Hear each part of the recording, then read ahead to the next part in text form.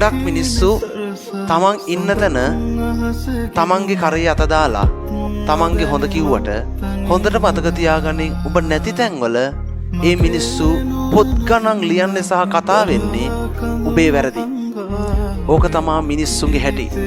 හොඳට අවබෝධයෙන් ජීවත් වෙන්න ගොඩක් මිනිස්සු මේ සමාජයේ කැමති නැහැ.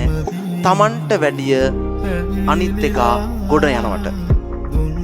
තමන්ගේ ජීවිතේ තමන් පාඩුවේ ගමනක් යන්න අනිත් මිනිස්සුන්ව කවදාවත් විශ්වාස කරන්න එපා.